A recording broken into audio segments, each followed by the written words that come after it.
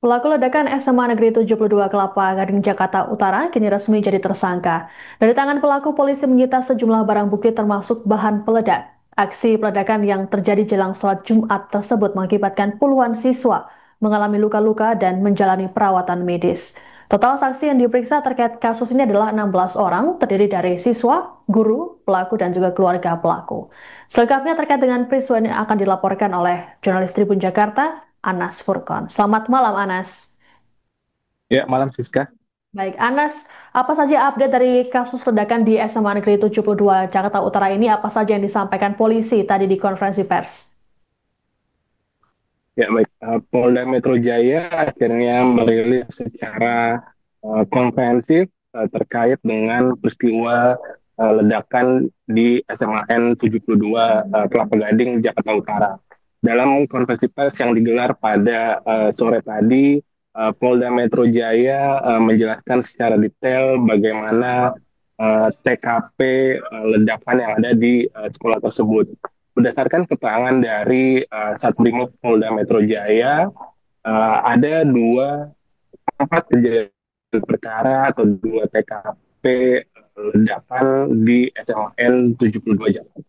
TKP pertama yakni berada di area masjid, tepatnya di dalam masjid, di mana di lokasi ini ditemukan barang bukti berupa serpihan plastik, kemudian juga ada potongan tas, dan juga ada paku. Di TKP ini juga diduga ada dua bom yang diledakkan oleh terduga pelaku yang merupakan salah satu siswa aktif di SMAN 72 Jakarta. Eh, Dua bom yang aktif itu diledakkan dibuktikan dengan adanya dua krater atau dua kawah ledak yang ditemukan di dalam area masjid. Sementara itu di TKP kedua yakni berada di area bank sampah dan juga taman baca yang lokasinya masih berada di dalam sekolah SMAN 72 Jakarta.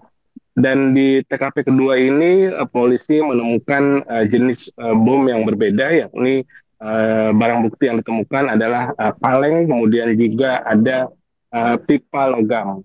Untuk di TKP pertama tadi yang saya jelaskan bahwa bom tersebut dikendalikan melalui remote, namun remote tersebut ditemukan di TKP kedua, yakni di area taman baca. Gerak-gerik pelaku juga terekam CCTV di area sekolah. Polisi telah menyita sekaligus menganalisis dua DVR CCTV untuk mengetahui pergerakan pelaku sebelum melakukan aksinya. Sekitar pukul 7.28 waktu CCTV atau pukul 6.28 waktu secara real time, pelaku terlihat memasuki gerbang sekolah mengenakan seragam sekolah dan juga menggendong pak ransel dan menenteng tas jinjing berwarna biru. Tak berselang lama, pelaku terlihat masih berpapasan dengan seorang wanita yang diduga merupakan salah satu guru di sekolah tersebut dan keduanya masih berinteraksi. Dan singkat cerita, berselang beberapa jam kemudian, pelaku terlihat memasuki area masjid sambil membawa tas berwarna merah yang sebelumnya ia gendong.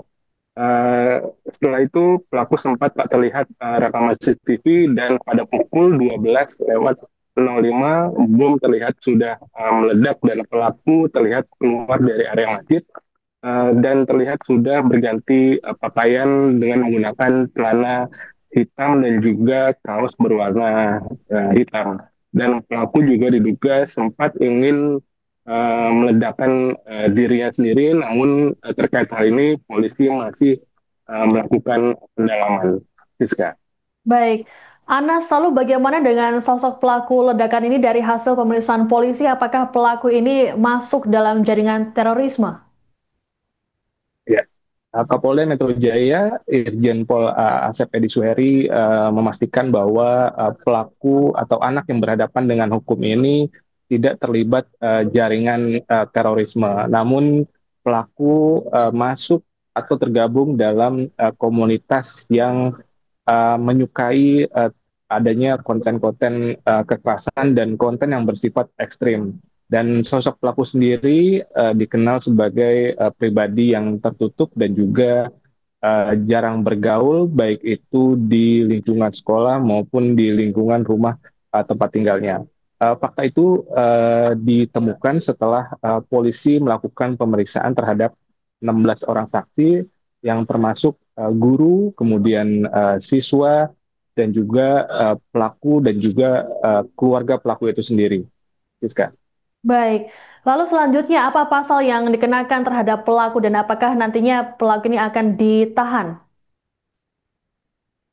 Ya, pelaku sendiri dikenakan pasal 187, kemudian junto pasal 76C tentang Undang-Undang Perlindungan Anak, kemudian pasal 355 KUHP, kemudian juga pelaku dijerat dengan Undang-Undang Darurat terkait potensi adanya pelaku ditahan atau tidak. Polisi menyatakan masih fokus untuk memulihkan kondisi pelaku yang saat ini masih menjalani perawatan medis dan penanganan psikis di Rumah Sakit Polri Kramat Jati, Jakarta Timur. Baik, terkait dengan korban, sampai saat ini Bisa. masih ada berapa korban yang dirawat di rumah sakit dan juga apa luka yang paling parah dialami oleh korban, Anas? Iya, secara keseluruhan jumlah korban berjumlah 96 orang, baik itu siswa maupun guru. Adanya penambahan jumlah korban ini dari semula 54 kemudian menjadi 96 karena ada beberapa korban yang baru atau pihak keluarga korban yang baru melaporkan terkait keluhan sakit yang diderita anggota keluarganya. Dan dari 96 korban tersebut, 68 orang korban diantaranya telah diperbolehkan pulang dari rumah sakit dan sekitar 28 orang lainnya masih dirawat di Rumah Sakit Islam Cempaka Putih dan juga Rumah Sakit Yarsi, Jakarta Pusat. Rizka. Baik, terima kasih laporannya jurnalis Tribun Jakarta Anas Furkon. Selamat bertugas kembali.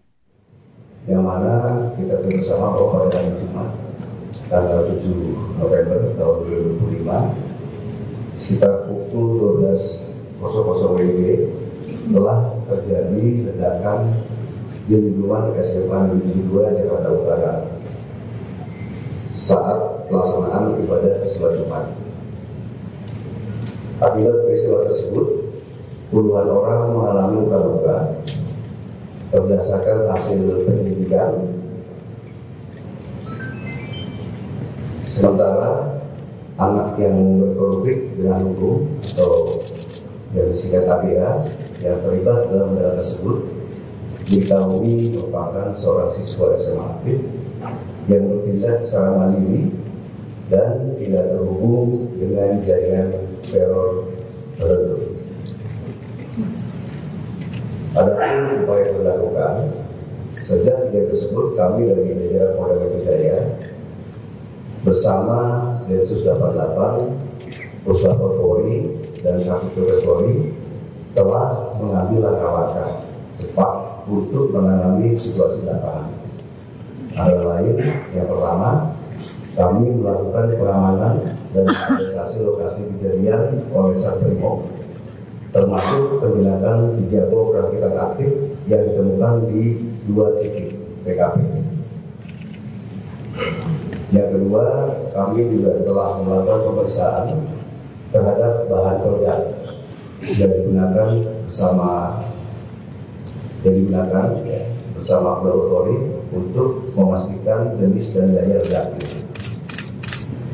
Selanjutnya dari jajaran Puslapor Mabes Polri di Reskrimpum Polda Metro Jaya dan Satreskrim Polres Metro Jakarta Utara telah melakukan penggeledahan di rumah anak yang berkonflik dengan hukum atau ABH. Berikutnya kami telah memeriksa 16 orang saksi yang terdiri dari para korban, baik para guru dan para siswa, termasuk ABH dan keluarga ABH. Berdasarkan keterangan yang kami himpun, ABH yang terlibat dalam ledakan sebagai pribadi yang tertutup, jarang bergaul, dan tidak memiliki ketertarikan pada konten kekerasan serta hal-hal yang ekstrim. Selain itu, kami juga bersama Densus 88 anti teror telah menganalisis rekaman CCTV, ponsel, serta aktivitas dari ABH yang terlibat untuk mendalami motif dan latar belakang yang bersangkutan. Kemudian dari Bidokes Polda dan Biro SDM Polda Metro Jaya bersama SSD Mabes Polri dan Himpunan Psikologi Indonesia juga telah melaksanakan penanganan medis dan trauma healing bagi siswa, guru, dan keluarga korban. Pelaku ledakan SMA Negeri 72 Kelapa Gading, Jakarta Utara dipastikan beraksi seorang diri pada Jumat 7 November lalu. Dalam aksinya, pelaku ternyata merakit bomnya sendiri dan mengaktifkannya menggunakan remote. Meski begitu, Densus 88 memastikan pelaku yang kini berstatus anak berkonflik dengan hukum atau ABH tidak terafiliasi dengan jaringan terorisme. Pelaku disebut sangat terpapar aliran kekerasan dari berkembangnya komunikasi di media sosial. Jurnalis Warta Kota Ramadan Elki akan melaporkannya untuk Anda. Ya, polisi mengungkap identitas pelaku peledakan di SMA 72 Jakarta, Kelapa Gading, Jakarta Utara, yang mana merupakan seorang siswa sekolah tersebut. Pelaku saat ini tengah menjalani perawatan intensif di RS Polri Kramat Jati, Jakarta Timur, setelah mengalami cedera serius berupa dekompresi tulang kepala akibat ledakan. Dan setelah kondisi kesehatannya membaik, pelaku yang merupakan anak berkonflik dengan hukum atau HBH ini akan menjalani pemeriksaan intensif oleh pihak kepolisian untuk mendalami motif dan proses pembuatan bahan peledak. Dan dari hasil penyelidikan awal Densus 88 anti teror Polri mengungkap bahwa pelaku sering mengakses situs gelap atau dark web dan mempelajari cara merakit bahan peledak secara mandiri dari internet. Dan polisi menemukan 7 bom di lokasi sekolah dengan rincian 4 bom telah meledak dan 3 lainnya berhasil diamankan dalam kondisi masih aktif. Dan bahwa bom yang meledak di area masjid sekolah diduga dikendalikan menggunakan remote control, dan casing bom yang meledak menggunakan jerigen plastik 1 liter dengan isian serbuk strap mil paku. Sementara itu di lokasi lain seperti taman baca dan bank sampah, polisi juga menemukan beberapa bom aktif, termasuk 1 dengan casing kaleng minuman Coca-Cola yang belum sempat meledak. Dan selain mengamankan barang bukti di lokasi sekolah, polisi juga telah menggeledah rumah pelaku dan menyita sejumlah alat yang diduga digunakan untuk merakit bahan peledak. Demikian. Dengan pendampingan psikolog yang dilakukan secara berkelanjutan. Kemudian kami juga telah menyediakan posko pelayanan korban pasca ledakan yang berlokasi di Rumah Sakit Islam Cempaka Putih untuk memberikan pendampingan dan bantuan bagi korban. Berdasarkan data terakhir yang kami himpun, total korban akibat peristiwa tersebut tercatat sebanyak 96 orang dengan rincian 67 orang luka ringan, 26 luka sedang, dan 3 orang luka berat. Perlu kami sampaikan bahwa jumlah korban ini mengalami sedikit penambahan dari data awal, karena beberapa siswa yang baru ada beberapa yang melaporkan keluhan luka dan gangguan pendengaran setelah beberapa hari kejadian. Kemudian dapat kami sampaikan juga bahwa seluruh korban telah mendapatkan perawatan medis di sejumlah fasilitas kesehatan, yaitu Rumah Sakit Islam Cempaka Putih, Rumah Sakit Yarsi, Rumah Sakit Pertamina, Balai Kesehatan Lantamal, Puskesmas Kelapa Gading dan Rumah Sakit Polri.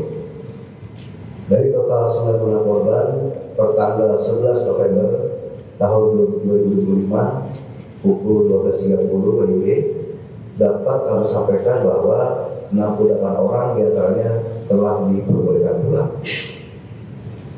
Sedangkan 28 orang lainnya masih menjalani perawatan dengan rincian 13 orang di Rumah Sakit Islam Cempaka Putih, 1 orang di Rumah Sakit Polri, dan 14 orang di Rumah Sakit Yarsi. Sedangkan seluruh korban di Rumah Sakit Pertamina, Balai Kesehatan Utama, dan Puskesmas Kelapa Gading sudah diperbolehkan pulang. Rekan-rekan media yang saya hormati, selanjutnya kami akan melakukan pendalaman hasil penyelidikan dan pemeriksaan saksi-saksi, termasuk pemeriksaan forensik tambahan terhadap bahan peledak serta analisis digital terhadap perangkat milik pelaku. Download Tribun X sekarang, menghadirkan lokal menjadi Indonesia.